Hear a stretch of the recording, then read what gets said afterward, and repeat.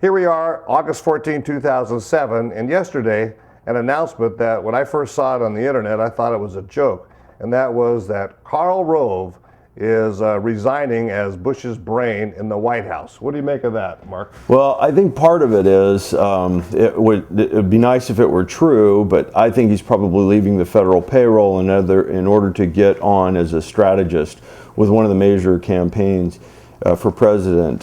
Say what you will about Rove, the Democratic consultants have been absolutely unable to deal with him. They are dummies compared to him.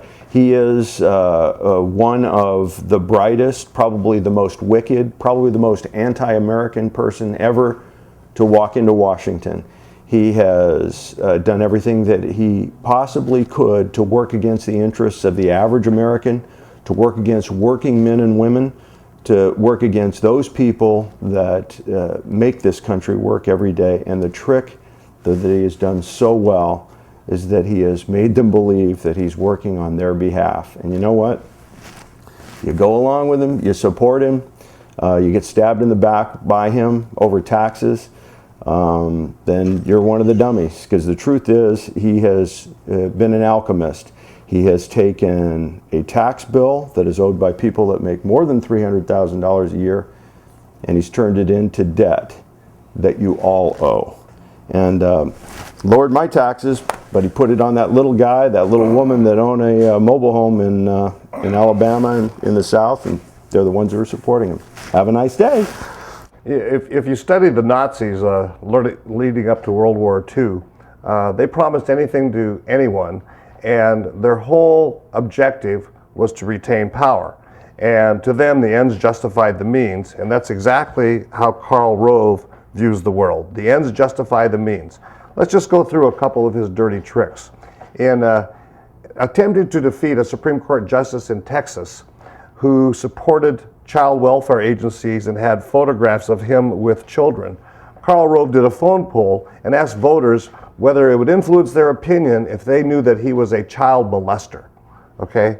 Needless to say, this guy got out of politics altogether because he couldn't take those sorts of dirty tricks.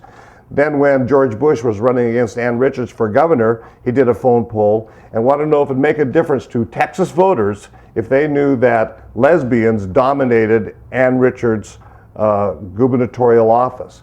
Then when he's up against John McCain in South Carolina and Bush is losing in the primaries. McCain, a war hero, they did a phone poll in South Carolina asking voters whether it would make a difference to them that John McCain had an illegitimate black daughter. Of course, they never mentioned that John McCain and his wife adopted a young girl from Bangladesh. But those phone polls were enough to influence 10, 15% of the voters, and that's enough to sway those voters over to Karl Rove's side.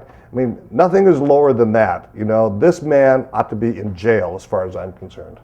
He has, he's been probably the bastion of un-American activities in Washington since Bush Sr. Took office. And you support him, you know, people get the government that they deserve. Yeah. If Karl Rove comes out and is working for any of the candidates, I can guarantee I will be voting against that candidate. Let's all do that.